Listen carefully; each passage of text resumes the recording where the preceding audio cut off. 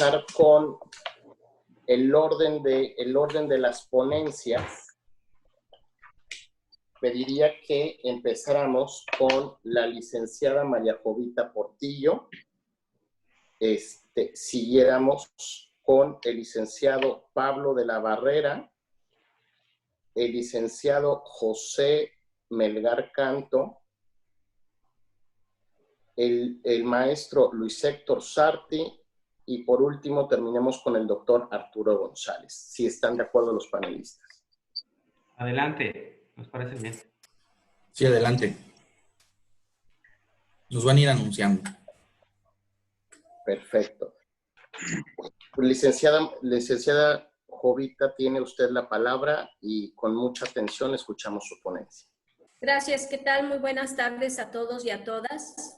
Es un placer saludarle a los que están participando en este foro, a los organizadores de cada centro empresarial y delegación de Coparmex del Estado de Quintana Roo, así como a mis compañeros panelistas.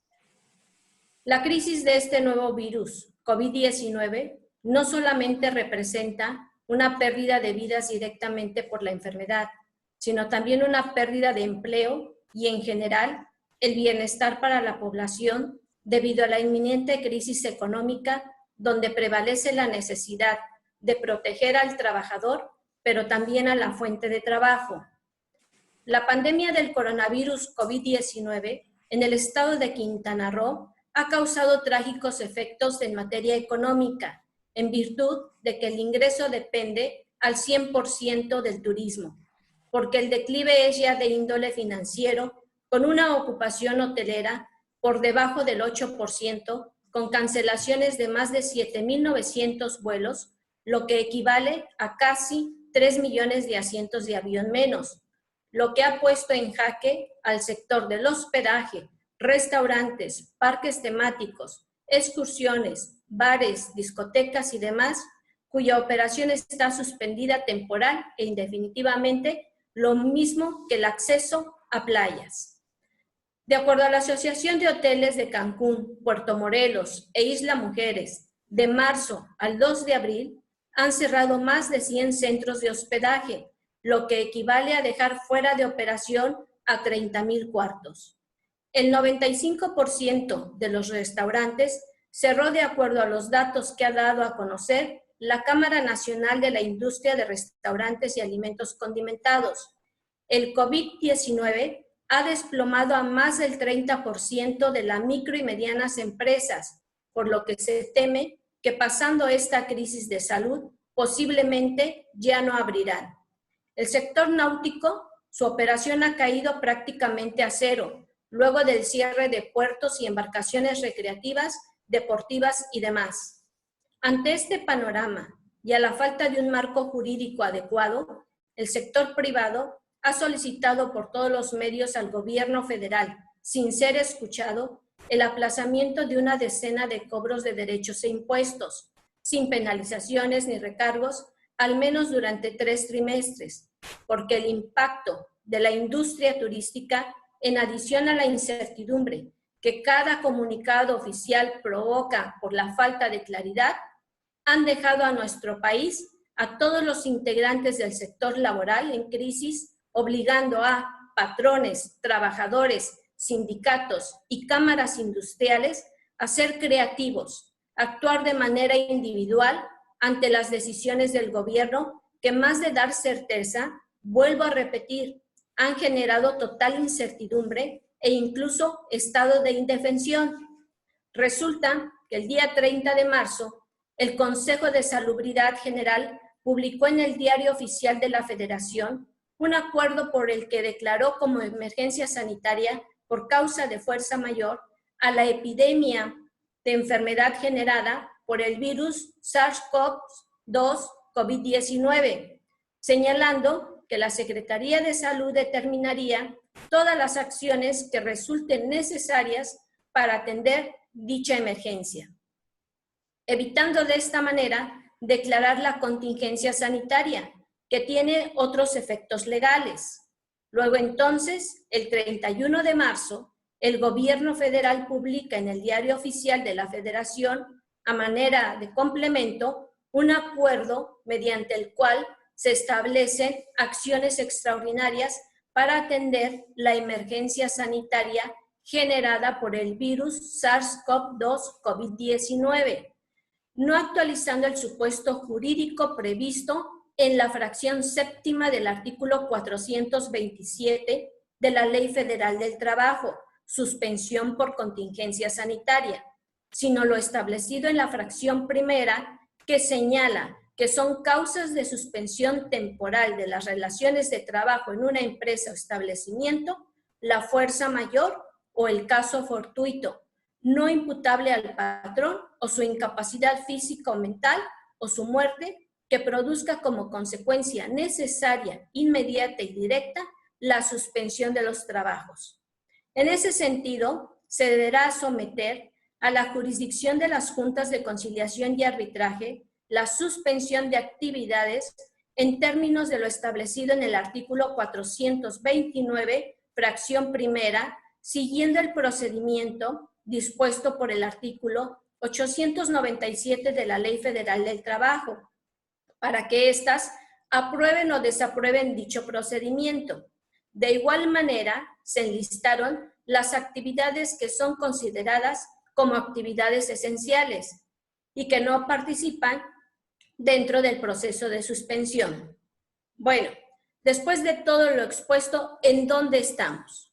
Jurídicamente, la declaración de emergencia sanitaria por causas de fuerza mayor se encuadra en el supuesto de suspensión temporal de las relaciones de trabajo, establecida por la fracción primera del artículo 427 de la Ley Federal del Trabajo, que dice: la fuerza mayor o el caso fortuito no imputable al patrón o su incapacidad física o mental o su muerte, que produzca como consecuencia necesaria, inmediata y directa la suspensión de los trabajos. La consecuencia sobre la suspensión temporal por fuerza mayor la encontramos en la fracción primera del artículo 429, que obliga al patrón a dar aviso de la suspensión al tribunal para que éste, previo al procedimiento consignado en el procedimiento especial colectivo, establecido en el artículo 897 y los subsecuentes de esta ley, lo apruebe o desapruebe. Debemos recordar que, de acuerdo al artículo 42 bis, el efecto directo de la suspensión temporal es el de interrumpir por un periodo de tiempo la obligación del trabajador de prestar el servicio y del patrón de pagar el salario. Pero se requerirá la aprobación del procedimiento que, ante esa circunstancia, el patrón tendrá obligación de iniciar, a fin de que sea la autoridad laboral la que determine el monto de la indemnización, tomando en consideración, entre otras circunstancias, el tiempo probable de suspensión de los trabajos y la posibilidad de que encuentren nueva ocupación, sin que pueda exceder el importe de un mes de salario, tal como lo establece el artículo 430 del ordenamiento legal citado. Es claro que el gobierno federal, al declarar una emergencia y no una contingencia, intentó proteger a los trabajadores, evitando que los patrones pudieran pagar únicamente el equivalente a un mes de salario mínimo, como se prevé por causa de contingencia sanitaria, ordenándoles suspender durante el mes de abril las relaciones de trabajo y orillándolos a pagar los salarios íntegros a sus trabajadores. Ante la incertidumbre de la dirección gubernamental, sin duda, la creatividad de los patrones y los trabajadores es lo que impera. Por ello, los acuerdos que ambas partes lleguen a tomar durante el periodo de suspensión, que podría prolongarse más allá del mes de abril, será la manera de procurar y conservar las relaciones de trabajo. Previamente, el sector patronal ya venía optando por diversas alternativas para conservar su plantilla productiva, siempre con la idea de procurar que los trabajadores cuenten con ingresos, aún en una proporción inferior a los que venían devengando antes de la crisis, optando alternativas como pago de prestaciones de vacaciones y prima vacacional, adelanto del pago de participación de utilidades y aguinaldo, el trabajo a domicilio, la redistribución o reducción de jornadas, ausentismo en cualquier modalidad mediante el pago de una compensación o ausentismo voluntario sin goce de salario. No olvidemos que previo al último decreto ya habían tomado algunas medidas que ahora sí sobre esta protección, considerados como son los sectores vulnerables, los cuales aún siguen vigentes. Por ende, esas personas deben continuar en sus hogares recibiendo el pago de su salario. Existen muchas interrogativas y voy a hacer, a lo mejor un poquito me voy a ocupar un tiempo, pero sí me gustaría especificar esto. ¿Qué pasa si no puedo pagar salarios? Ante la máxima que señala, nadie puede estar obligado a lo imposible, será obligación del patrón que una vez reanudadas las actividades de los tribunales laborales, es dar inicio al procedimiento especial colectivo a efecto de justificar la imposibilidad de pago a fin de que la autoridad le considere al momento de que fije la indemnización. Si la emergencia se prolonga por más tiempo, ¿puedo terminar la relación con mis trabajadores? Sí, pero de común acuerdo, mediante el pago de las indemnizaciones correspondientes y prestaciones devengadas en ese momento, o siempre y cuando se siga el procedimiento especial colectivo y se consiga la aprobación de la autoridad y se cubra la indemnización de la misma, que fije, y recuerden que todo esto debe ser documentado. Durante la crisis puedo pagar una parte de salarios. El entendimiento entre las partes resultará vital para superar la crisis. Por ello, cualquier acuerdo que atente contra la integridad y derechos de los trabajadores puede ser válido siempre y cuando se encuentre suscrito por ambas partes. Si soy una empresa que ejecuto actividades consideradas como esencial, ¿puedo obligar a mis trabajadores a laborar? No. El hecho de que la empresa tenga posibilidad de operar no le permite obligar a los trabajadores, ya que a fin de cuentas la protección sanitaria es sobre las personas, no sobre las empresas. ¿Qué debo hacer si se presenta un sindicato a mis instalaciones? Solo el sindicato titular del contrato colectivo del trabajo es quien tiene la capacidad jurídica de solicitar información con respecto a los trabajadores. En caso contrario, se trata de una persona ajena a la empresa, por lo que se propone que los empleadores y trabajadores puedan negociar convenios de acuerdo con las capacidades económicas de cada una de las empresas para mantener el trabajo y la estabilidad del mismo. Los patrones y trabajadores hoy en día debemos de hacer un frente común porque juntos saldremos adelante. Gracias a todos por su atención. Es cuanto, licenciado Sergio León. Muchas gracias, licenciada Jovita, por su gran participación. Le agradecemos. Y toca el turno al contador público Pablo Barrera de la Cruz, por favor. Sí, bueno, buenas tardes a todos. Buenas tardes a los panelistas, a las personas que están escuchándonos en este momento. Sí, y pues yo quiero comenzar con un modelo de amparo que es uno de los temas de Coparmex a nivel federal, en el cual lo presentan en otros estados, ¿sí? Contra la omisión de los responsables para identificar las medidas adecuadas para suspender las labores y evitar la dispersión de la epidemia. ¿Sí? Ahora bien, el interés ahorita en este momento del empresario y de las personas que tenemos un negocio, llámese tortillería, despacho contable, el negocio que tengamos, ¿sí? Lo que nos atañe ahorita es la suspensión de las labores, como decía la licenciada Jovita, por el acuerdo emitido por el secretario de Salud. Sí, es un acuerdo que emite el secretario de Salud el día 31 de marzo del 2020. El secretario de Salud, Jorge Carlos Alcocer Varela,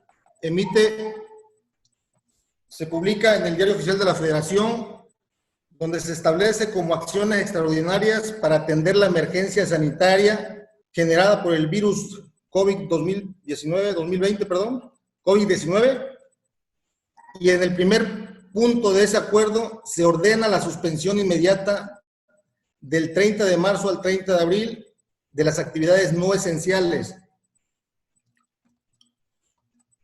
Si vemos en la Ley General de Salud, las acciones extraordinarias que deben de tomarse, y sí, quien las emite es la Secretaría de Salud. Una de ellas es encomendar a las autoridades federales, estatales y municipales, así como a los profesionales técnicos y auxiliares de las disciplinas para la salud, el desempeño de las actividades que estimen necesarias. 2, dictar medidas sanitarias relacionadas con reuniones de personas, entrada y salida de ellas. Y 3, regular el tránsito terrestre, marítimo, aéreo, así como disponer libremente de todos los medios para ello. Entonces, realmente ese acuerdo, o hablando de lo que es el amparo, sí es necesario presentar el amparo respecto a la suspensión de las labores del día 30 hasta el 30 de abril, que se suspende por un mes. Sí es muy importante la presentación porque si vemos en el artículo, la Secretaría de Salud sí tiene la competencia para emitir el acuerdo de las acciones extraordinarias. ¿Sí? Ya les comenté las actividades extraordinarias, pero, sin embargo, lo que no puede emitir la Secretaría de Salud como acción extraordinaria es ordenar una suspensión de labores, ¿sí? Ya que esta facultad únicamente la tiene la Secretaría de Salud en el artículo 403 de la Ley General de Salud. Pero esto es por irregularidades que surjan derivado de inspecciones de la autoridad sanitaria. No es lo mismo suspender labores de la forma que lo están haciendo con este acuerdo emitido por el secretario de Salud, a que venga una inspección y que dentro de tu negocio, de tu establecimiento, tengas una situación de emergencia sanitaria dentro de tu establecimiento. Entonces, el único facultado, y si volteamos a ver la Ley General de Salud, la Ley Federal de Trabajo, la Constitución Política de los Estados Unidos Mexicanos, no tiene fundamento legal la Secretaría de Salud para emitir como acción extraordinaria una suspensión de labores. Por ello, los empresarios de Coparmex están pidiendo que se emita la declaratoria de contingencia, ¿sí? Para que se pueda hacer valer el artículo 427 y 429 hablando de fuerza mayor, ¿sí? Desde que emitieron el acuerdo de emergencia, lo emiten como acuerdo de fuerza mayor, pero como emergencia, no contingencia. Entonces, sí hay artículos en la Constitución que pueden apoyar. Digo, ya estamos ahorita en este momento con personas especialistas en el tema laboral, y uno de los fundamentos legales que nos pudiera servir para efectos del amparo sería el siguiente. ¿Sí? El artículo 29 nos dice de la Constitución Política que en los casos de invasión, perturbación grave de la paz pública o de cualquier otro que ponga a la sociedad en grave peligro o conflicto, solamente el presidente de los Estados Unidos Mexicanos, con la aprobación del Congreso de la Unión o la Comisión Permanente, cuando aquel no estuviera reunido, podrá restringir o suspender en todo el país o en lugar determinado el ejercicio de los derechos y de las garantías. ¿Por qué le hablo de suspensión de los derechos? No nada más le suspende los derechos a la persona que va a prisión, no nada más le suspende los derechos a cierto tipo de personas o ciudadanos mexicanos. Un derecho que se le está suspendiendo el derecho fundamental, el derecho humano, que se le está suspendiendo o afectando al empresario o a cualquier empresa que el gobierno no consideró una actividad esencial, es el artículo 5º constitucional, ¿sí? En el cual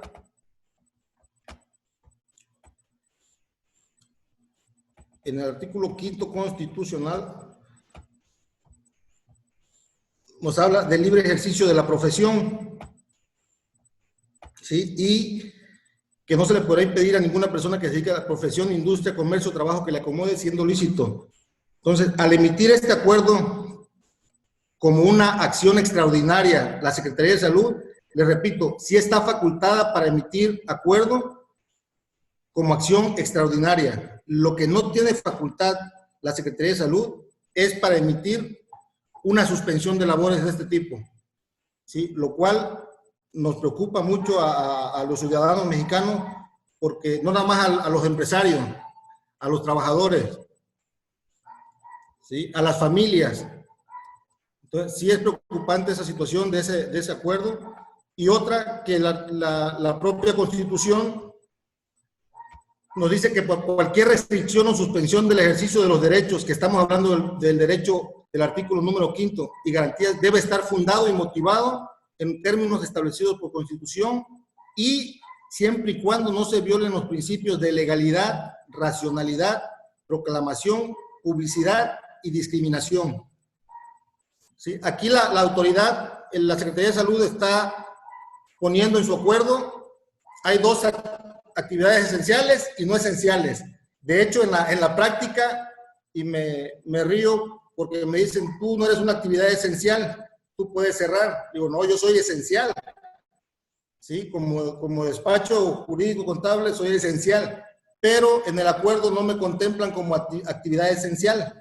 Entonces, tengo que cerrar y la ley federal o la ley de trabajo me dice, tienes que pagar tus salarios íntegros, ¿sí? Págame los salarios íntegros a tus trabajadores, suspéndemelos porque ya hay una orden, un acuerdo en el cual te ordeno que suspendas labores, pero págale los salarios íntegros. O, como decía la licenciada Jovita, llega a un convenio con ellos, pero no me los despidas, no me los suspendas y no les afectes en su salario, ¿sí? Otra situación que se da respecto a las acciones que hay que tomar frente a esta emergencia, porque todavía no se le puede llamar contingencia según el gobierno federal. Y una forma de actuar que nos da la misma Secretaría de Trabajo y Previsión Social a través de la Procuraduría Federal del Trabajo es la siguiente, y no lo emite la Profedet, que es la Procuraduría Federal del Trabajo, no lo emite como acuerdo, lo emite como a manera de preguntas y respuestas. Y regresando a lo que expone la panelista anterior, dice, atendiendo a la nueva disposición que establece la suspensión de labores producto de la declaratoria de emergencia sanitaria por causa de fuerza mayor derivada del COVID-19, ¿cómo debe interpretarse para el pago del salario? Esa es una de las preguntas, la número 1. Y nos dice que la Ley Federal del Trabajo establece en el artículo 429 y 430 que en caso de suspensión por fuerza mayor será la autoridad quien determine el monto de indemnización sobre la base del salario del trabajador o trabajadora hasta por un mes. Esa es la respuesta que nos da la Procuraduría Federal del Trabajo en sus preguntas y respuestas. La número 1. Sin embargo, la misma Procuraduría, en su pregunta, les voy a dar lectura a la pregunta número 8 de la misma dependencia gubernamental, la cual, pues por qué no decirlo, ve los conflictos supuestamente laborales.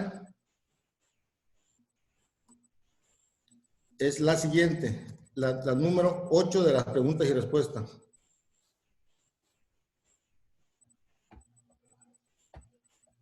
Permítanme.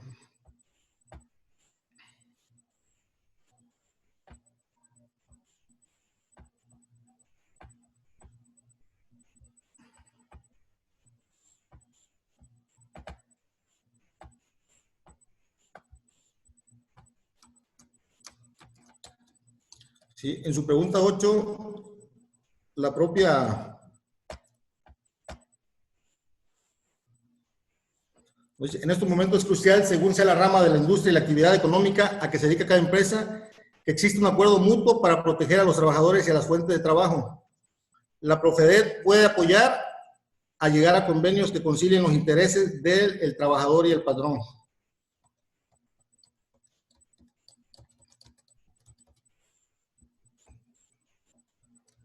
Tengo demasiadas pantallas, pero...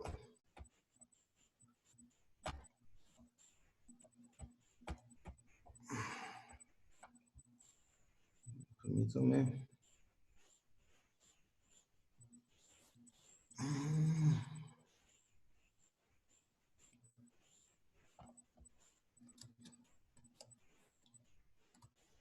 Sí, en la pregunta número 8, la propia autoridad, lo único que nos propone son los trabajos en línea, trabaja en línea, págales completo, pero en la pregunta número 8 la respuesta dice que no podrás.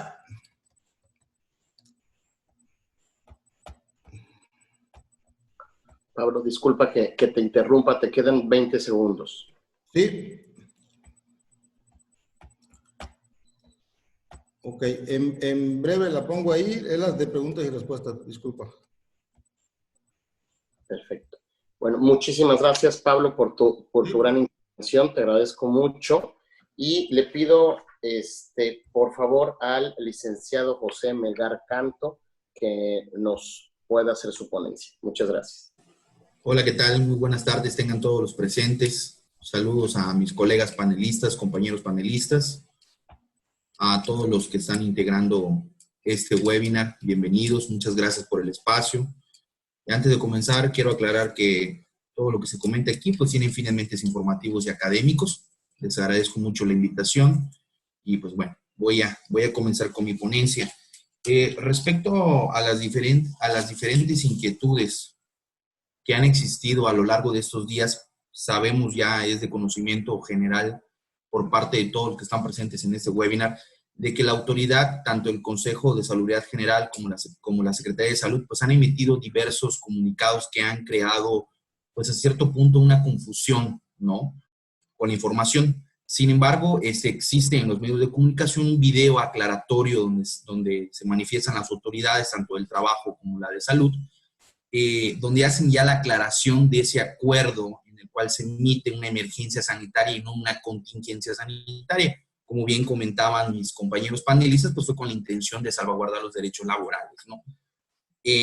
Yo, en vez de seguir redondando en lo mismo, yo como participación en este webinar propondría yo una posible solución o una alternativa de solución para que no se vulneren ni los derechos del trabajador ni los derechos también de la parte patronal, ¿no? Sabemos que ambas partes tienen derechos y obligaciones. Ahora bien, con relación al artículo 33 de la Ley Federal de Trabajo, habla y dice que todo convenio debe ser ratificado ante la Junta.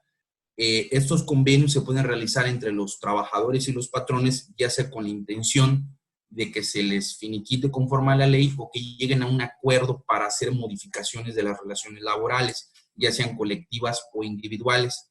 En este caso, me permito compartirles una tesis aislada que dice las modificaciones contenidas en el contrato del trabajo y las condiciones de trabajo. Esta tesis aislada la pueden encontrar en el semanario del Poder Judicial, perdón, de la Suprema Corte de Justicia de la Nación, la tesis aislada de la 250805, y se las voy a citar. Dice, de conformidad con el artículo 426 de la Ley Federal del Trabajo, las condiciones contenidas en los contratos colectivos pueden ser modificadas a petición de uno de los contratantes, mediante el trámite de un conflicto colectivo de naturaleza económica.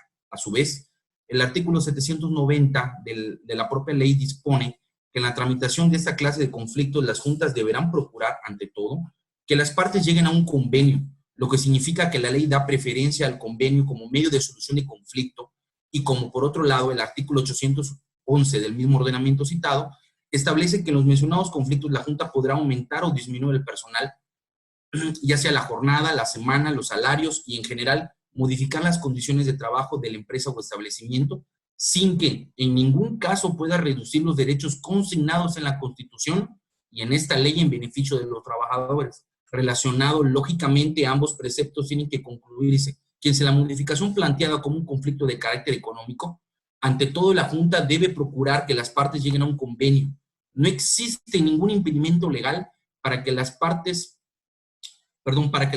partes, al revisarlo y sin plantear el conflicto antes mencionado, modifiquen el contrato en cuestión aumentando o disminuyendo las prestaciones en él, siempre y cuando no se reduzcan los derechos consagrados en la Constitución ni en la ley en materia de beneficio de los trabajadores. Bueno, entonces, en relación a esta tesis aislada que le acabo de citar, hace mención de que en ese caso, ¿cuál sería un medio alterno de solución de conflictos ante esta pandemia que sabemos que afecta de manera económica? Lo que ya comentaron mis demás compañeros, existen actividades esenciales, no esenciales, y para no entrar en esa disyuntiva, lo que deben hacer la mayoría de los empresarios o de los patrones es llegar a convenios con sus trabajadores para que puedan subsistir, ya sea la intención de subsistir como patrones, y pues bueno, eso pueda ayudarles, ¿no? Con respecto a otra de las inquietudes, obviamente sabemos que existe el artículo 429, 430, que hacen invocaciones a los procedimientos especiales, ya sea de derecho individual o de derecho colectivo, para la modificación de las relaciones laborales. Y como les acabo de comentar, mientras no vulnere ninguna esfera de derechos o ningún derecho consagrado tanto en la ley como en la Constitución, los convenios apegados a derecho podrán ser un medio alterno de solución de conflictos. Ahorita, como bien sabemos, existe un vacío legal o una contradicción entre si es una emergencia sanitaria, es una contingencia sanitaria, existe esa pequeña confusión. Sin embargo, como les acabo de mencionar, existe un video en los medios de comunicación en la cual las autoridades ya hacen la aclaración en el cual de que no es aplicativo ¿cómo se llama? El artículo en mención con respecto a una contingencia sanitaria, y el patrón deberá, en este caso, pagarle el salario íntegro al trabajador, ¿no? Con respecto a otra inquietud, que están hablando sobre un amparo. El amparo, pues vierte sobre precisamente esa ambigüedad que existe, ¿no? El amparo hace mención de que hay una suspensión de labores. El acuerdo en ningún momento, ni el del 30 ni el del 31 de marzo, hace mención sobre una suspensión de labores, sino dice que las actividades no esenciales, precisamente para que cuando obviamente ellos estaban previniendo el amparo en contra de ese acuerdo. Sabemos que en materia laboral existen diversos principios generales, y uno de ellos es la estabilidad en el empleo, ¿no? Y obviamente, ¿cómo lo podría tomar el juzgador? Que podría decir el juzgador, ¿sabes qué? El interés de unos cuantos no lo voy a sobreponer sobre el interés colectivo, que son la mayoría de los trabajadores. Entonces, ante esa duda o ante esa ambigüedad, sabemos que en este caso, cuando existe alguna duda, se resolverá lo que más le favorezca al trabajador. En ese sentido, pues sí sería un poco preocupante que la sentencia de amparo venga y que diga, ¿sabes qué, patrón? Pues no hay duda, págale al trabajador el 100% de los salarios, y ahí sí ya nos veríamos una disyuntiva de tener que pagar al trabajador, ¿no? El 100% de los salarios. Sin embargo, yo pienso que aquí, tanto al tema, meter el amparo con respecto a esta situación, no va más a lo laboral, sino que ahí se contrapone también una disposición fiscal. ¿Por qué? Porque sabemos que, pues, aunque está esta emergencia sanitaria y el de quédate en tu casa, pues los pagos siguen corriendo, ¿no? La renta sigue corriendo, luz, agua, todos los gastos que son parte de la empresa para poder subsistir como empresa, y obviamente el pago de los salarios, etcétera, etcétera, etcétera, ¿no? Entonces, aquí son dos esferas jurídicas que se están tocando, el tema laboral y el tema fiscal, ¿no? Desde mi punto de vista, siento que el amparo tuviera más oportunidad de que se le hiciera algunas, ya sea, pues no tanto condonaciones, sino que algún tipo de convenio de pagos a los empresarios con respecto a ya sea ISR, IVA o los impuestos federales, que sea tanto estatal como federal, para que esa ayuda fiscal permee y pueda el patrón seguir pagándole lo que viene siendo los salarios al trabajador y buscar esa estabilidad en el empleo, que es lo que permea en esta emergencia sanitaria, no vamos a llamarlo por su nombre, ¿no? Ahora bien, por tanto y conforme al artículo 1º, fracción 3ª y 4ª constitucional, todas las autoridades en el ámbito de su competencia tienen el deber de proteger la dignidad, que es la condición y la base de los derechos humanos, así como el de la salud de los gobernados. Se trata de un tema de interés público y de consecuencias en la población general. Entonces, bajo esa tesitura, opino que pienso que el amparo tuviera más oportunidad de salir favorable en el tema fiscal, que el gobierno federal pudiera apoyar un tema fiscal que un tema laboral, ¿no? Sabemos que en este caso los derechos de los trabajadores están consagrados en la Constitución y tanto en la Ley Federal del Trabajo, ¿no? Pues bueno, por mi parte es todo. Yo como panelista pues les agradezco mucho y pues lo que les hago una recomendación es siempre ahora sí que en la práctica yo siempre he dicho que es mejor un mal arreglo que un buen pleito, ¿no? Muchísimas gracias y que tengan buena tarde. Muchísimas gracias por su participación, licenciado José, y le pido al maestro Luis Héctor Sarti que nos haga el honor de su ponencia. Muchas gracias. ¿Qué tal? Muy buenas tardes. Agradezco la presencia y el interés que ha generado este webinar de Coparmex. El día de hoy, pues, más allá de enfocarme en la parte jurídica, que ya lo han hecho mis antecesores, creo que vale la pena que veamos el entorno completo. En lo particular, más allá de la ficha curricular, la reseña que hicieron el favor de leer, creo que el valor agregado que yo puedo traer a esta mesa es que en mi desarrollo profesional he sido trabajador, he sido patrón, he sido presidente de Junta Local de Conciliación y Arbitraje, he sido presidente de Junta Federal de Conciliación y Arbitraje, he representado a trabajadores, he representado a patrones, lo que me da una visión 360 grados de lo que está pasando el día de hoy, de por qué se toman las determinaciones, de por qué se tomaron en ese sentido. Y no es ninguna casualidad, la autoridad no se equivocó, no se le barrió la ley, no fue por ignorancia que decretaron un híbrido no contemplado en la ley denominado emergencia sanitaria en lugar de una contingencia sanitaria. Esto trae, desde luego, otros tintes, otras tesituras, pero lamentablemente nos dejaron como patrones, que también yo soy patrón actualmente, en medio para hacer frente a esta emergencia sanitaria. Ante esto, pues descartamos en primer lugar la aplicación del artículo 42 bis, es decir, no podemos suspender y pagar una indemnización de un salario mínimo a los trabajadores. Hubo quien se confundió y a partir de ahí pues hizo este pago hace un mes y ya salió inclusive la secretaria del Trabajo y Previsión Social Federal, Luisa María Alcalde Luján, a decir que no va por ahí. En segundo lugar, pues nos dejan como patrones pues con esta responsabilidad de sí suspender las relaciones laborales no esenciales, pero por otro lado, mantener los salarios íntegros de los trabajadores, que es en donde nos encontramos el día de hoy.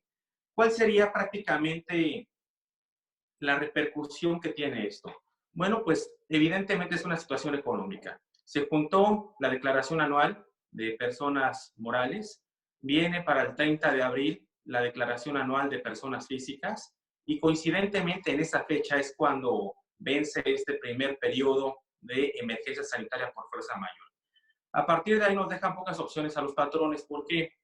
Porque debemos de suspender para esas actividades no esenciales, que existe un catálogo muy claro de cuáles son esenciales y cuáles no, nuestras labores, y en un momento dado nos dan la opción de hacer un teletrabajo no regulado aún en la Ley Federal del Trabajo, o un networking, un home office para algunas empresas, como es el caso de la firma que represento, de lo cual pues tenemos que ir flexibilizando entre patrones y trabajadores lo que no está contemplado en la ley. Hay una situación que también es muy importante. Todos los patrones tienen la obligación de dar cumplimiento a las normas de la Secretaría del Trabajo y Previsión Social, a las normas oficiales, en específico a la norma 030 STPS 2009, la cual muchos de ellos hicieron caso omiso. Es decir, deben de contar con una comisión mixta de seguridad e higiene de manera permanente, ¿no? Esto no es por parte de la emergencia sanitaria ni derivado del COVID, sino deben de tener perfectamente integrada esta comisión. A partir de ahí hay un esquema de protocolos para salvaguardar la seguridad de sus trabajadores y la salud en el trabajo. ¿Por qué les comento esto? Porque no solo muchos de los patrones ya dejaron inclusive de operar, he visto que varios de ellos siguen sin tener algún tipo de protocolo como lavado de manos constante, uso de cubrebocas, gel antibacterial y una serie de situaciones que puedan frenar y evitar que el COVID-19 se convierta de una enfermedad general a un riesgo de trabajo. Es decir, que si un trabajador no es en su momento valorizado, evaluado al momento de entrar a la fuente de trabajo y resulta que esta persona contagia a otros y tengo una inspección por parte de la Secretaría del Trabajo y Previsión Social Federal, muy probablemente me van a, uno, sancionar y dos, me va a calificar esa oportunidad del IMSS como un riesgo de trabajo. Más allá, si hay algún tipo de defunción, pues bueno, pues esto va a ir agravando poco a poco la situación. Por eso aquellas personas que están todavía laborando, les invito como empresas que tengan estos protocolos, que integren sus comisiones y que sean muy claros y muy precisos en la forma que se debe de operar, porque ya se ordenó por parte de la Secretaría del Trabajo y Previsión Social Federal que se realicen inspecciones a centros de trabajo que siguen operando. Y si se advierte que un centro de trabajo es no esencial, pues de inmediato le van a instruir el suspender las actividades. Pero más allá de la parte laboral, pues viene una situación de salud. Esta situación de salud, pues debemos de tener mucho cuidado, porque al final del camino esto puede impactar en la prima de riesgo cuando se haga la revisión correspondiente. Asimismo, existe otra situación que creo que es bastante importante, que ya se mencionó, nos dejaron en medio a los patrones, a los trabajadores, y lo que quieren los patrones es tener soluciones. En específico, yo creo que más allá de estar aplicando la Ley Federal del Trabajo, la autoridad federal está aplicando la Ley de la Carreta. Esta Ley de la Carreta es no otra cosa que llenar una carreta de calabazas, a partir de ahí aventar y amontonar todas como vayan cayendo, y al paso de la carreta las calabazas se irán acomodando. Yo veo que en este mes, mes y medio, contado desde hace 2 semanas y hasta el 30 de abril, los patrones han tenido que llegar a soluciones para salir adelante con esta situación. Lo que no forzosamente está 100% apegado a la ley, pero también por otro lado no tienen muchas otras opciones para poder subsistir. Lo ha dicho mucha gente, si no nos va a matar el COVID, nos va a matar una situación económica. Aquí me preocupa mucho porque evidentemente pues existen algunos supuestos legales, conflictos colectivos de naturaleza económica, los cuales tienen que ser pues aprobados por la Junta de Conciliación y Arbitraje, que en la mayor parte del país suspendieron labores para estos efectos, ya otras ya abrieron guardias para poder sancionar esto. Sin embargo, si hablamos de 100 empresas, 500 empresas, mencionaba la licenciada Portillo, van 100 hoteles aquí en Quintana Roo. Si el día de hoy se presentan 100 avisos para que la Junta de Conciliación apruebe o no la suspensión de labores y fije la indemnización, pues nos vamos a colapsar. De por sí ya las juntas de conciliación locales y federales no han recibido el presupuesto suficiente para poder implementar la reforma laboral y terminar con los juicios que tienen en trámite. Se calcula que se tienen 1 millón de expedientes entre juntas locales y federales a nivel nacional. Derivado de los despidos que se van a dar con esto, por lo menos yo creo que se van a ir a 500,000 más a nivel nacional. Y no me estoy yendo tan alto, me estoy yendo conservador. Si a eso le sumamos estos avisos de suspensión de labores, pues imagínense cuánto tiempo estarían tardando las juntas de conciliación en resolver este tipo de asuntos. Por lo cual, yo creo que debemos de ser prácticos. Yo creo que la voluntad de las partes es la que debe reinar aquí. En un momento dado, pues hay muy pocas opciones. Los trabajadores que se aferren a no ser flexibles, pues seguramente el patrón los tendrá que despedir.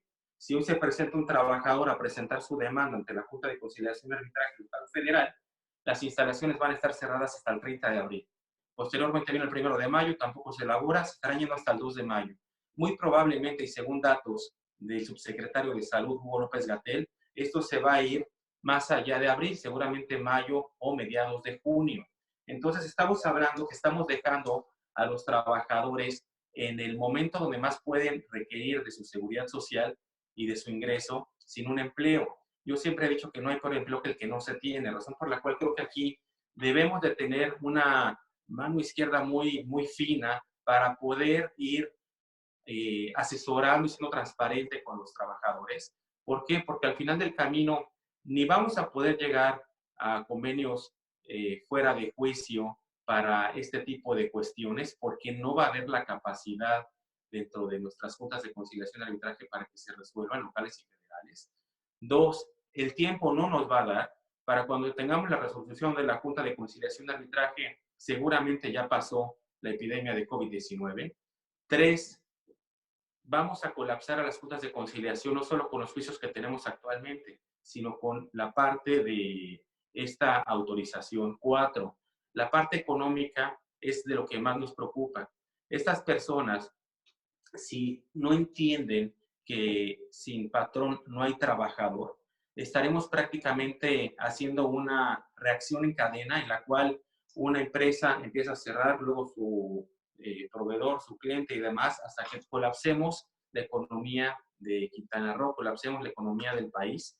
Y esto, lo delicado que tiene es que después, para generar nuevas fuentes de empleo, porque estamos hablando de micros, pequeñas y medianas empresas que prácticamente en muchos casos son empresas familiares, no podrán arrancar el motor y estaremos engrosando las filas de desempleados a nivel nacional.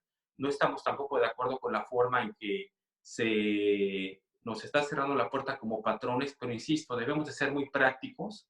Sí, ahí está la parte jurídica, pero por eso les hablo como presidente de la Barra de Abogados, pero también como empresario que soy, como trabajador que fui, como autoridad que fui, para tener esa sensibilidad.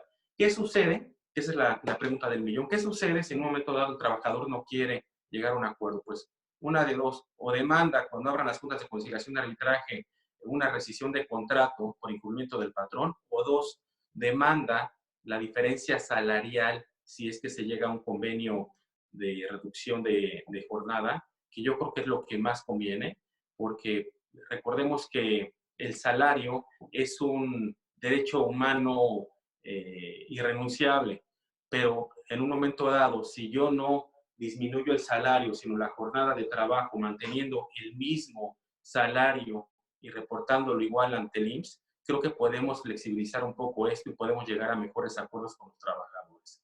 Con eso cierro mi primera intervención. Creo que la parte del amparo, en realidad, si no eres parte de la solución, eres parte del problema. Sería extender nada más la agonía y no creo que sea una solución contundente para lo que están buscando ahorita los empresarios.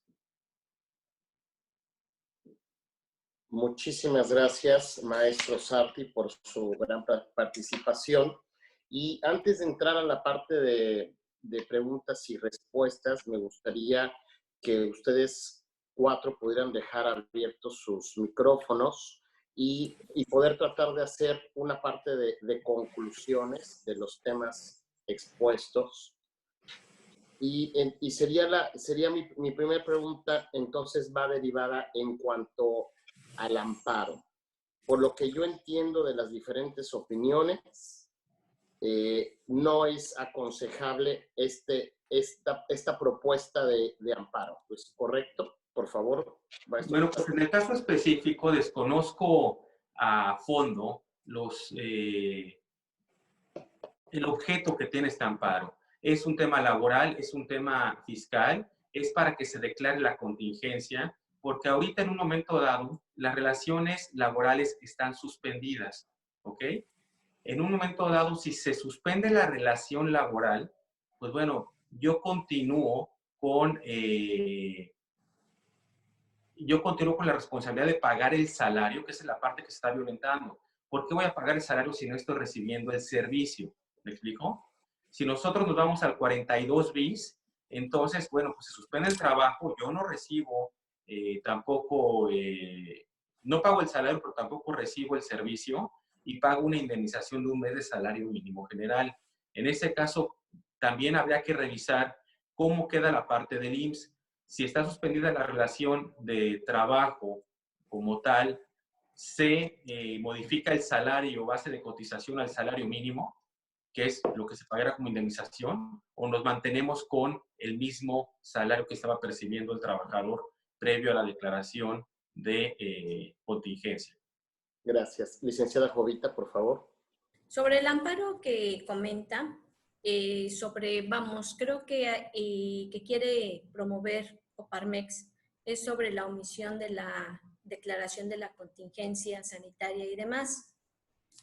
Creo que en primer término, el Consejo de Salubridad General goza de facultades para dictar la emergencia en términos de lo dispuesto en el artículo 73, fracción 16, bases primera A, segunda A y tercera A de la Constitución Política de los Estados Unidos Mexicanos y 40, fracción segunda de la Ley General de Salud, de los que se desprende que el Consejo de Salubridad General tiene el carácter de autoridad sanitaria y sus disposiciones generales son obligatorias en el país. En el presente caso, estamos ante uno de los supuestos del artículo 129, fracción quinta, de la Ley de Amparo, que establece: se considerará, entre otros casos, que se sigan perjuicios al interés social o se contravienen disposiciones de orden público, cuando de concederse la suspensión, fracción quinta, se impida la ejecución de medidas para combatir epidemias de carácter grave o el peligro de invasión de enfermedades exóticas en el país, lo que deja claro que la suspensión no procede cuando se busque impedir la ejecución de medidas para combatir epidemias de carácter grave. Por lo anterior, existe un andamiaje jurídico que difícil pudiera el juzgador federal otorgar una suspensión con efectos positivos o echar para atrás la declaratoria emitida. En tal virtud, en caso de existir razón alguna sobre si el acuerdo fue impreciso o confuso en cuanto al tecnicismo empleado de emergencia en vez de contingencia, sería materia de estudio para resolver de fondo de litis constitucional en el amparo, siendo que esto sería resuelto con lentitud y posiblemente cuando el juez federal se pronuncie la emergencia ya hubiese sido superada o hubiesen emitido otros acuerdos por parte del Consejo de Salubridad que bien pudiesen modificar los motivos iniciales de la presentación del amparo. Adicionalmente a lo anterior, el artículo 9 del Reglamento Interno del Consejo de Salubridad cita en su fracción 17 que el Consejo tendrá las siguientes funciones, para que nos quede un poco más claro: aprobar y publicar que el Diario Oficial de la Federación la declaratoria en los casos de enfermedades graves que sean causa de emergencia o atenten contra la seguridad nacional por iniciativa propia o a solicitud por escrito de instituciones nacionales especializadas en la enfermedad que sean acreditadas por el Consejo en la que se justifique la necesidad de atención prioritaria, fundamento en el que se utiliza la terminología de emergencia. Es algo que quedaría en absoluto criterio de la autoridad federal y es bastante interpretativo. Posiblemente iniciar este tipo de juicios sería una forma de presión para analizar cuáles son los criterios del Poder Judicial, pero de forma per se, la presentación e inclusive admisión del amparo no garantizaría de forma inmediata la claridad de la terminología que se requiere en cuanto a emergencia por contingencia, ni tampoco en la forma de actuar en relación con el pago de salario a los trabajadores, ni la forma que pudieran terminar o modificar la relación laboral entre patrones y trabajadores. Gracias. Le agradezco. ¿Cuánto? Entonces, bueno, para resumir ese punto, les pediría que levantaran la mano. La conclusión que yo veo es: si empezamos como empresarios o agremiados con el amparo, corremos el riesgo que ese amparo no se acepte en los juzgados y al final tendríamos la obligación de pagar el 100% de la indemnización de los trabajadores, por lo cual no es aconsejable continuar con ese tema del amparo. Los que estén de acuerdo, por favor, levanten la mano. A ver qué dicen los demás abogados. Ok, tenemos el licenciado José, ¿está de acuerdo? Licenciada Jovita. ¿Perdón? De acuerdo con Jovita. Yo estoy, ahora sí, con lo que expuse sobre la situación. Como le digo, hay situaciones de criterio, podría ser un avance para obtener algo, pero en esta situación, como vuelvo a repetir, para los salarios entre patrones y trabajadores y demás, no es la vía. Perfecto. Sí, algo que necesitamos es, tenemos un público de 130 personas. La mayor parte de ellos tal vez no conozcan este tema de los artículos de las fracciones.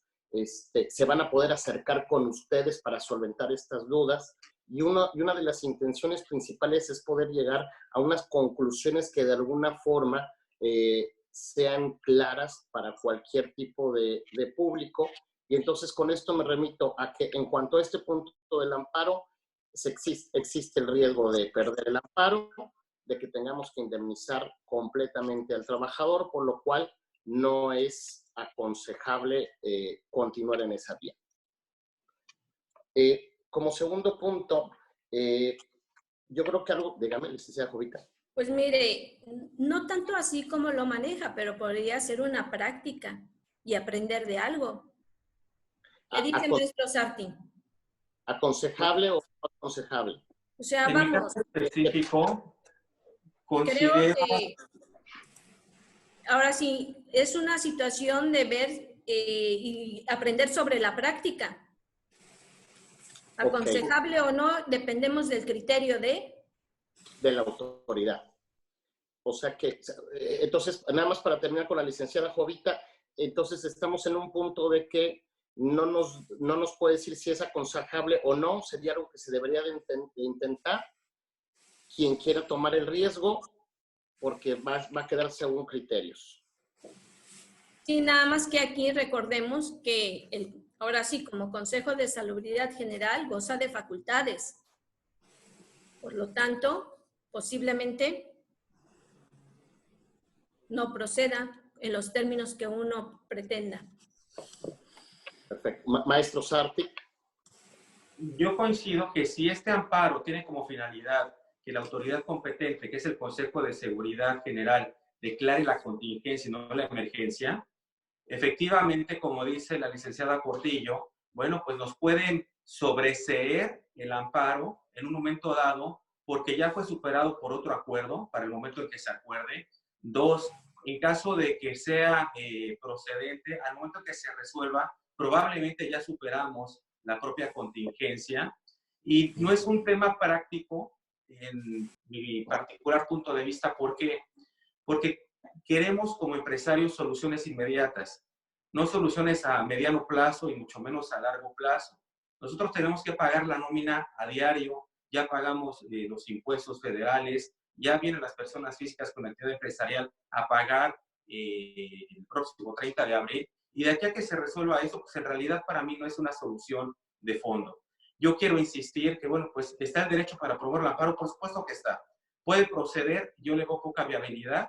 Sin embargo, creo que lo que los empresarios quieren escuchar, más que artículos, es soluciones. Esta solución en la vía práctica, ¿cuál es?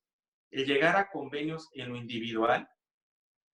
Si van a ser 100 trabajadores, sensibilizar a la parte trabajadora para que entiendan que se debe de mantener la fuente de empleo y que va a ser el mayor esfuerzo el patrón para no cerrar, para mantener la misma.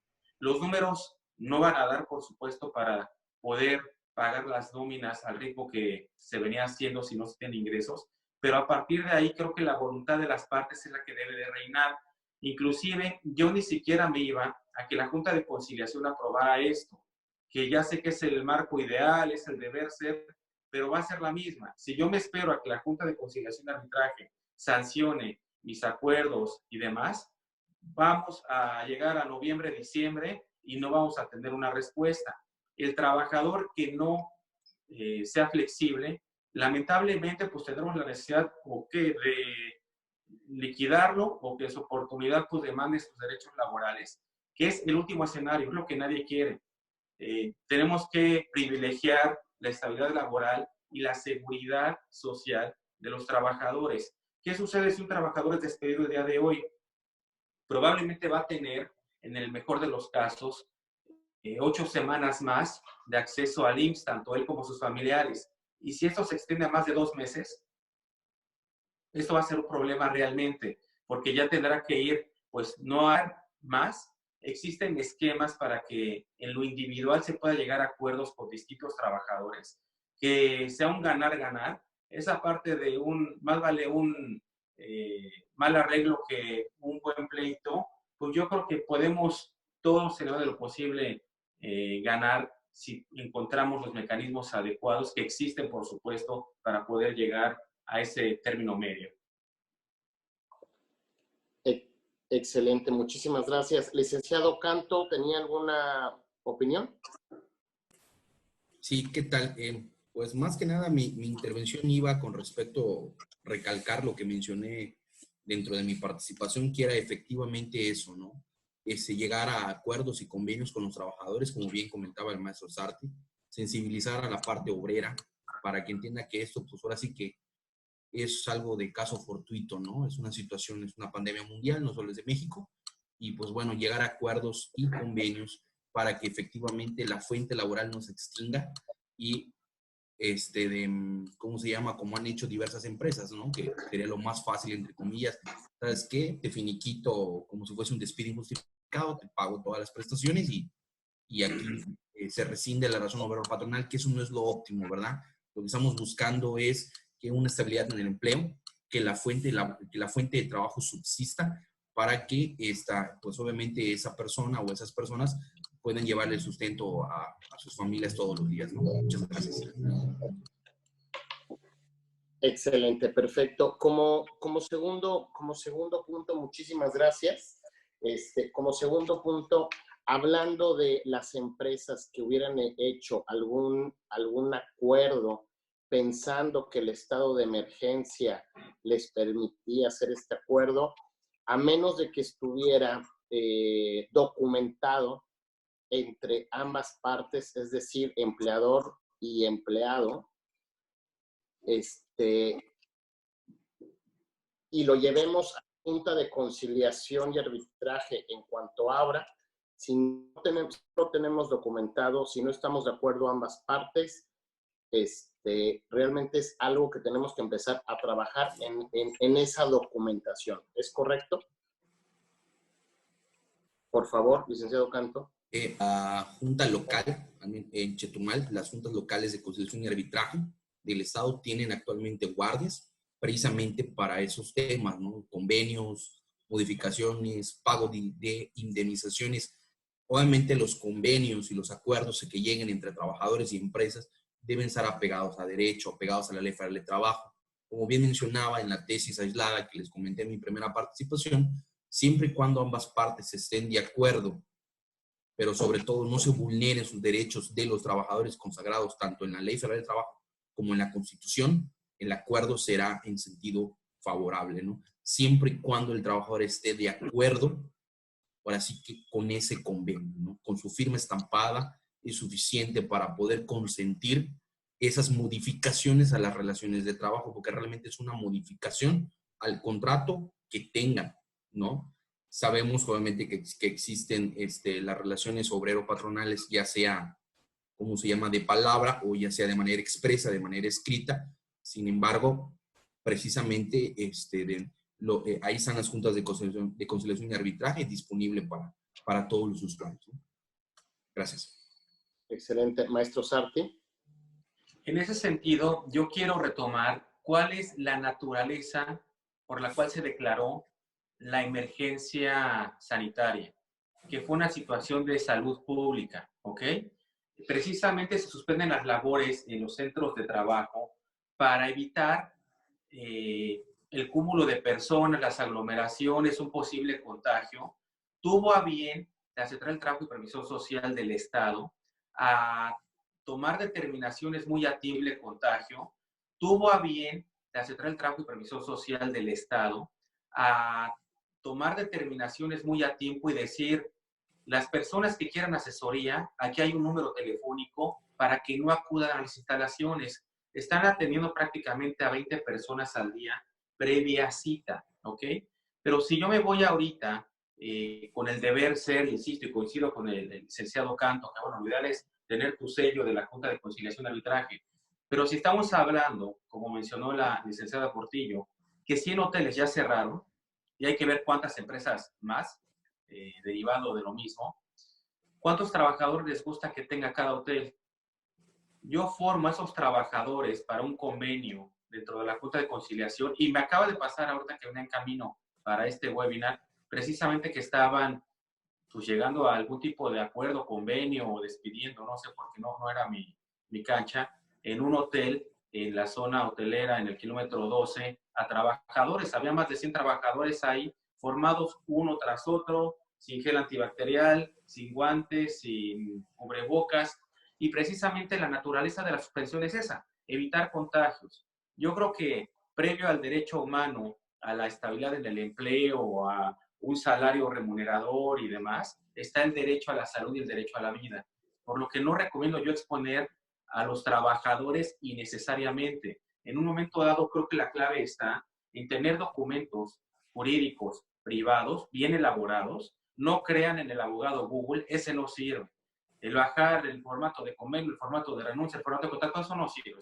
Hay cuestiones que nosotros como barra de abogados de Quintana Roo tenemos especialistas en la materia. Aquí en el mismo foro hay especialistas a lo largo y ancho del territorio estatal, pero la intención es que haya documentos que le den certeza tanto al patrón como al trabajador y que el día de mañana, si una persona quiere demandar, exista la base y el sustento legal suficiente para poder soportar ese convenio ante la autoridad competente y decir, esta fue la voluntad de las partes porque estábamos viendo esta contingencia. Nunca ha pasado esto, perdón, esta emergencia, nunca ha pasado una contingencia en nuestro país. Y entiendo perfectamente el costo político que tiene la declaración de la contingencia, que es reducir a un salario mínimo en una indemnización de 123.22 multiplicado por los 30 días, son cerca de 3.700 pesos, sin importar la categoría, salario o antigüedad de los trabajadores. Es una situación que, por supuesto, van a quedar muy inconformes los trabajadores cuando se dé, y aquí pues al final prefirieron quedar mal pues con el empresariado, con el creador de las fuentes de empleo, que con los trabajadores. Sin embargo, esto ya pasó el primer mes, estamos en abril. ¿Qué va a pasar en mayo? Tenemos que estar viendo más allá. ¿Qué va a pasar cuando colapse el sistema de salud? ¿Qué va a pasar cuando empiece a haber enfermos ocupando todas las camillas? ¿Qué va a pasar cuando haya muertos? Que ya vimos los números actualizados de decesos en el estado y en el país. Entonces, tenemos que ir viendo hacia allá, previendo lo que hay ahí. Muchos trabajadores ni siquiera saben cuál es la unidad médica familiar que le corresponde, que se dieron de alta, pues sí, ante el IMSS, están pagando sus aportaciones, pero no están teniendo ni siquiera extensivos esos derechos para sus familiares, para sus dependientes económicos, que lo pueden hacer de igual forma en línea.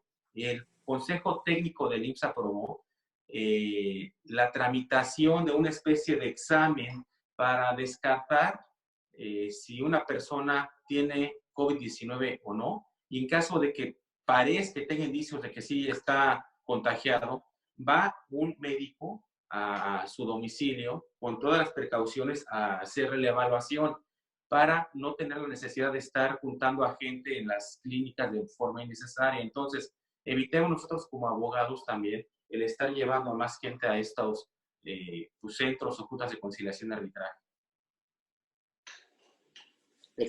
Por favor, licenciada Jovita.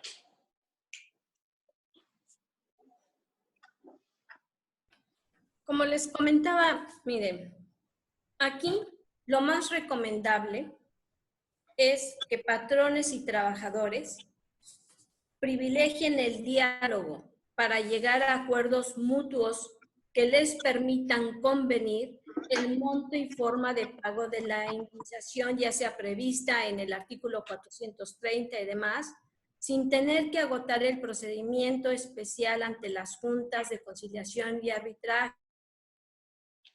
De esa forma, ahorramos tiempo y gastos, porque así prevé la jurisprudencia que celebren convenios privados a fin de no colapsar la capacidad de atención de las juntas y mantener las medidas de sana distancia. Los acuerdos entre patrones y trabajadores son una alternativa, para que las empresas que tienen dificultades económicas puedan conservar los empleos y asegurar la continuidad del negocio sin violar el marco legal. ¿Es cuánto?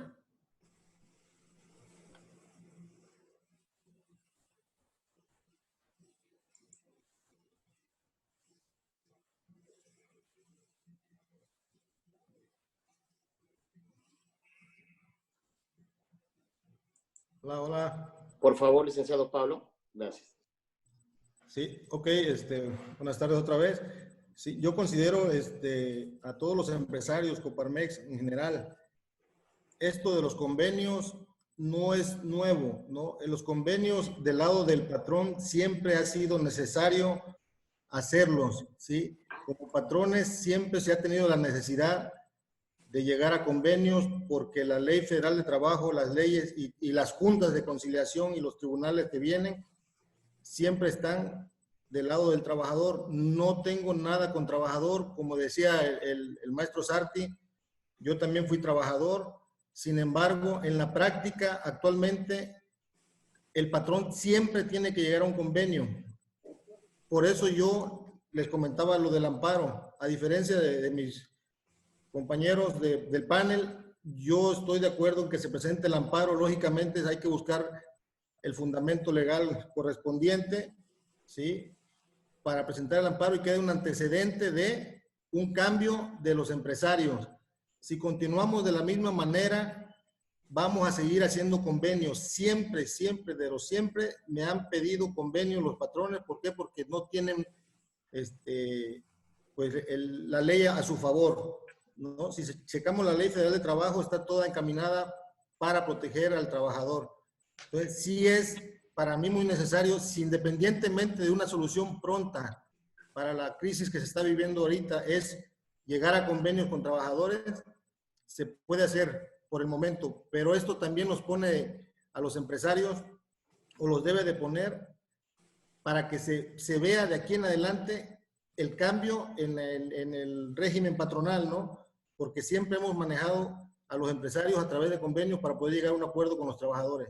Entonces, sí es muy necesario que después de esto se tome pues algo más que hacer, ¿no? Para dejar de estar llegando nada más a convenio. Tú vas a la Junta de Conciliación y el presidente de la Junta te dice, pues llega un convenio, ¿sí? Concilia. Es lo más prudente. No es por la crisis de ahorita, eso se viene manejando desde siempre. Entonces, sí, que nos sirva de área de oportunidad para hacer un cambio. Y el amparo puede ser uno de ellos. Gracias. Muchas gracias, licenciado Pablo. Licenciado Canto. ¿Qué tal? Es muy rápida mi intervención. Entiendo el sentir del panelista Pablo Barrera, y más como representante patronal, pues bueno, le voy a decir que los comentarios por parte del empresariado siempre es ese sentir, ¿no? De que la ley está a favor del trabajador y etcétera, etcétera. Realmente, pues, efectivamente, ¿no? Tienes razón, la Ley Federal de Trabajo está diseñada precisamente para consagrar y proteger los derechos del trabajador. Pero, ¿qué sucede también? Sabemos que en el ramo empresarial, no todas, muchas empresas se encuentran en informalidad. ¿Y a qué me refiero con informalidad? No tienen un contrato de trabajo, no tienen un reglamento interno de trabajo, mucho menos van a tener sus comisiones mixtas de seguridad y higiene o de capacitación y adiestramiento. Entonces, todo eso deja al patrón en un estado de indefensión, ¿okay? Realmente el artículo 784 de la Ley Federal de Trabajo, hablando de manera procesal, señala y dice que la carga de la prueba será del patrón. El patrón tiene la obligación de probar salario, fecha de ingreso, si se le pagaron sus prestaciones o no. Entonces, ¿qué sucede? Que si como patrones no se protegen ellos mismos realizando un contrato individual de trabajo, y como bien mencionaba el maestro Sarti, se les hace muy fácil bajar un formato de internet, y realmente sabemos que del artículo 35 al 39 existen diversas formas de contratación al trabajador permeando la estabilidad en el empleo, pues obviamente eso, el mismo patrón queda en estado de indefensión. Por eso es que la recomendación de la autoridad siempre es busca la conciliación. ¿Por qué? Porque ahorita puedes pagar 10,000 pesos y se te va a hacer un mundo de dinero, pero 2, 3 años después de un juicio vas a pagar 100, 150,000 pesos, ¿no? Entonces, si tú bien efectivamente, yo tengo mi contrato, tengo mi reglamento interno, tengo bien estructurada mi empresa en materia legal, ok, me puedo aventar un juicio. Tengo mis listas de asistencia donde el trabajador tuvo más de 3 faltas, le puedo rescindir la relación obrero-patronal, ¿no? Pero si no tenemos ese cuidado dentro de las empresas, realmente, yo desde mi punto de vista veo que las empresas no tienen problemas laborales, tienen problemas administrativos de organización, y eso es lo que conlleva a una demanda laboral, ¿no? Porque dice, oye, pero me está reclamando prestaciones de hace 5 años, cuando realmente conmigo solo tiene trabajando 2. ¿Tienes contrato? No. Entonces, tú mismo como patrón te dejas en estado de indefensión. Entonces, si no tienes la cultura de la prevención, siempre vas a tener esos problemas como patrón. Entonces, no es que la autoridad te esté del lado de alguien, sino simplemente es algo que se debe de acatar, ¿no? Entonces, si tú como patrón tienes la carga de la prueba, pues ¿qué debes de hacer? Protegerte, ¿sabes qué? Oye, te voy a pagar tu reparto de utilidades, fírmame de recibido. Por muy sencillo que sea el documento, que quede una constancia en la cual estás pagando la prestación al trabajador, ¿no? Entonces, lo que se debe de hacer, el deber ser, como bien mencionaba el maestro Sarti, pues es, oye, tener bien estructurada tu empresa en materia administrativa para que no tengas esos problemas laborales. Segunda pregunta, hecha por Paul Hernández Sánchez. El no poder pagar sueldos por falta de liquidez y con el debido convenio ante las autoridades, ¿no implicaría que nos realicen algún tipo de auditoría? Y si esto fuera correcto, que nos realizaran algún tipo de auditoría y encuentran que sí existía una forma de pagar, ¿qué procedería? Por favor, licenciada Jovita, después maestro Sarti. Bueno, mire, en primer lugar, considero que la Secretaría del Trabajo y Previsión Social no realiza auditorías, realiza inspecciones. Ahora, para realizar una inspección, debe de obrar una queja para que se pueda emitir la misma. Viviendo ahorita de esta crisis, de esta emergencia sanitaria, y es, señores empresarios, la honestidad, ¿no? Si tenemos para hacer el pago de los sueldos y salarios, o sea, creo que no viene, ya respondieron la pregunta, pero si se tiene el efectivo, el pago en bancos, en efectivo, donde lo tengan para hacer el pago, hay que realizarlo, ¿sí? Porque aquí preguntan, si no tengo liquidez, lógicamente lo dijeron también los abogados, si no tienes liquidez, nadie está obligado a lo imposible, ¿sí? Entonces, si no tienes liquidez, no pagas y puede ser que en un futuro te demanden, ¿sí? Y la otra es, si tienes, o sea, no te arriesgues, si tienes, págales o haz un convenio como lo que se viene manejando ahorita, un convenio con el pago mínimo, siempre y cuando lleguen al acuerdo las dos partes. Van a la Junta de Conciliación en mayo, porque ahorita me dicen que no hay más que en Chetumal, y se llega al convenio y se finiquita esa relación. Como última pregunta, tengo Estefanía Hernández. Si la mejor forma de evitar demandas laborales es el acuerdo de las partes, ¿cuál sería el mejor acuerdo de relación laboral durante la contingencia? Mantener el salario mínimo, días solidarios durante la emergencia, 50% del salario. Creo que es un poco repetitivo de lo que hemos hablado, pero si pudiéramos terminar con esta pregunta. Si el trabajador está de acuerdo de aceptar solamente el salario mínimo en lo que dura la emergencia o contingencia, como le queramos llamar, o lo otro es llegar a una negociación y decirle, ¿sabes qué? Obviamente, si no estás dentro de la actividad esencial, la empresa forzosamente se ve a cerrar sus puertas por la emergencia sanitaria.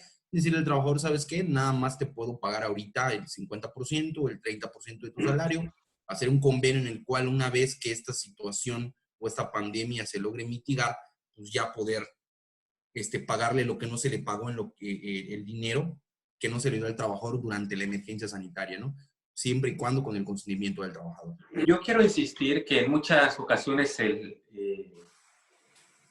la forma es fondo, ¿no? Entonces, no es lo mismo que yo le diga, te voy a bajar tu salario a la mitad a un trabajador, en el cual pues, lo va a tomar a mal, porque entendamos que los trabajadores también van al día, que también tienen necesidades, son cabeza de familia, tienen dependientes económicos, etcétera. Y el hecho de bajar unilateralmente el salario, bueno, pues ya lo descartamos. Si es de forma voluntaria, no hay que ver de forma aislada este punto, porque ¿cómo voy a justificar yo que una persona que ganaba 800 pesos diarios ahora gane 400? ¿Ok? Le voy a cambiar ese salario, lo voy a modificar ante IMSS. Yo creo que podemos llegar al mismo resultado, pero por distinto camino. Les doy un ejemplo, para ser más claro.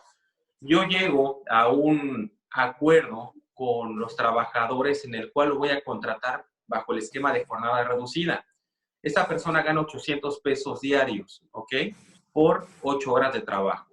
Si yo llego a un acuerdo de jornada reducida, va a seguir ganando 100 pesos por hora, pero ahora la jornada que yo voy a requerir tal vez va a ser nada más de 4 horas al día, razón por la cual no voy a modificar su salario tal cual, pero lo estoy contratando por menos horas a las originalmente pactadas. Así no estoy violentando el derecho humano irrenunciable del salario.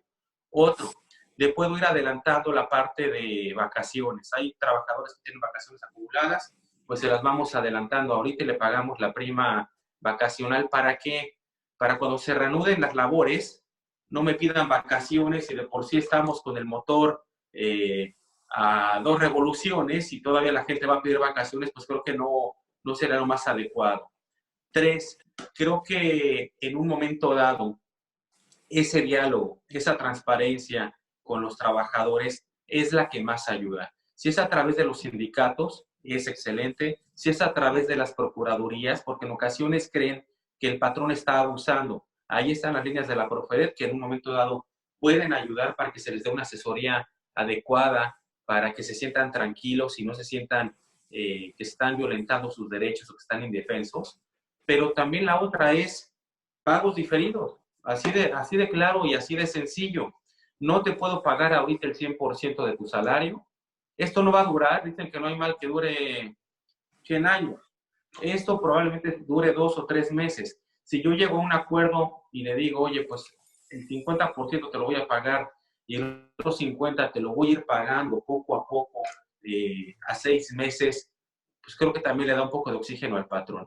No solo se trata de ser solidarios ahorita entre trabajadores y patrones, también tenemos que ser solidarios como empresarios con nuestros clientes y nuestros proveedores. ¿Por qué? Porque si bajamos la cortina de trato a todos, vamos a colapsar la economía. Y es lo que menos necesitamos. Ahorita, nosotros mismos hemos llegado a algunos acuerdos con clientes que están requiriendo de los servicios más que un norteamericano, la barra libre en un spring break, pero bueno, explotando a todo la iguala, pero estamos teniendo cierta flexibilidad para poder no sangrar ahorita al cliente, que es lo que menos necesita que seamos ayudantes, que seamos facilitadores, que solucionemos cosas, pero también pedimos también a nuestros a las personas que nos están ayudando, nos rentan, cierta flexibilidad para poder seguir operando, que es justo lo que pedimos nosotros como empresarios al gobierno federal, que sean sensibles y no nos dejen toda la responsabilidad a nosotros, que den facilidades para impuestos, que den facilidades de CFE, de agua, de una serie de cuestiones. A nivel estatal y municipal lo han entendido mejor, pero necesitamos que a nivel federal también se haga. Entonces, esa creo que va a ser la clave y la solución, el que podamos privilegiar de esa forma con acuerdos que no estén violentando ni discriminando a los trabajadores, pero con transparencia para que no se sientan violentados. Licenciada Jovita.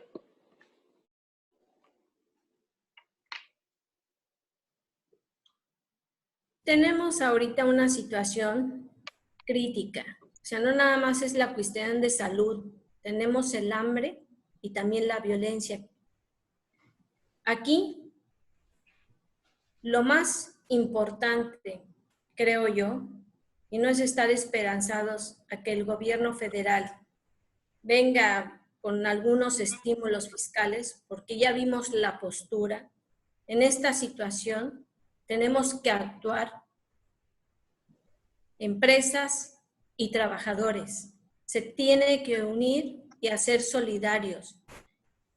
¿Qué es lo mejor? Como ya lo dije anteriormente, los empleadores y trabajadores pueden negociar convenios de acuerdo a la capacidad económica de cada empresa.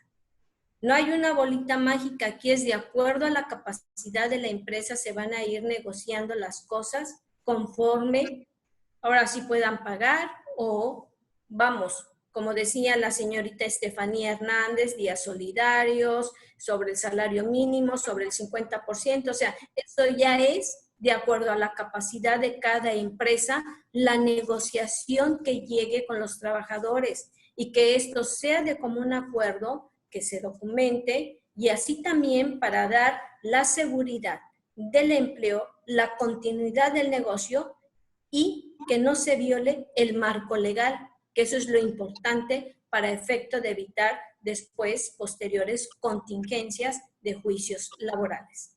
Gracias, es cuanto. Pues bueno, muchas gracias. Con esto damos por terminado este foro. Terminamos con las conclusiones.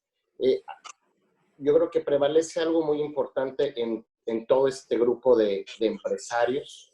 Todos tenemos la intención de continuar con nuestros colaboradores. La mayor parte de las empresas que estamos aquí somos desde micro hasta pymes. ¿Eso qué significa? Que somos empresas que nos permite que nuestros colaboradores sean prácticamente parte de nuestra familia, que conocemos sus historias, que sabemos la historia de nuestro contador que acaba de ser papá, sabemos la historia de la recepcionista que acaba de casarse, de nuestro ejecutivo.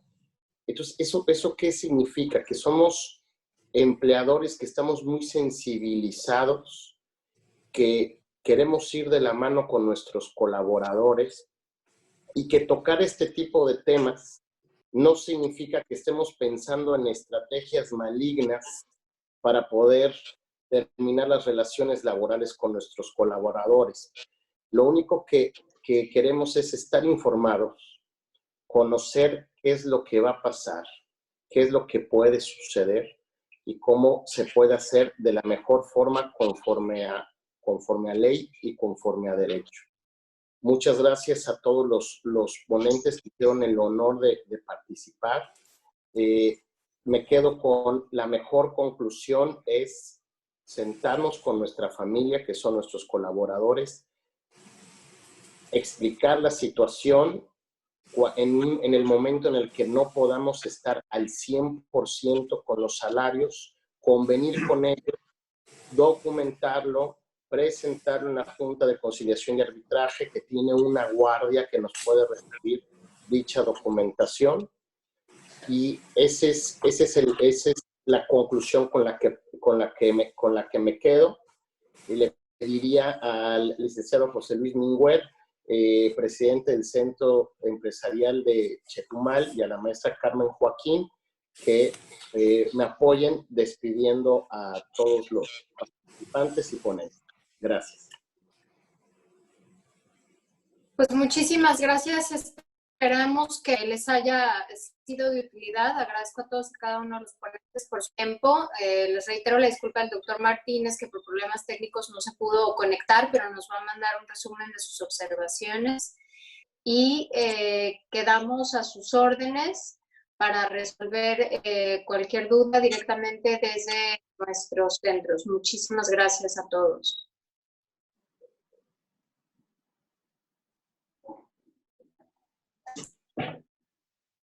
Licenciado José Luis Minguer, está apagado el micrófono. Ok. Sí. Pues bueno, yo quiero agradecer a todos los participantes, sobre todo a los expositores que nos dieron muchas luces sobre lo que podemos hacer, y sobre todo a ti, Sergio, que has hecho un buen esfuerzo porque se lleva a cabo este foro, y espero que estén atentos a los siguientes foros que también vamos a tener en próximos días, y pues en lo que los podamos ayudar, y estamos haciendo nuestro mejor esfuerzo. Gracias a todos. Muchas gracias, Centro Empresarial Cozumel. Muchas gracias, Centro Empresarial de Chetumal. Muchas gracias, Delegación Riviera Maya. A mis compañeros del Centro Empresarial de Quintana Roo, gracias por hacer esto posible. Gracias por esta unión. Gracias por este trabajo en equipo. La verdad es de que el doctor Martínez está escuchándonos como participante, más no como ponente. Muchas gracias por estar con nosotros. Existieron esos técnicos, pero es un honor contar con sus comentarios que nos hará llegar y que circularemos a cada uno de ustedes.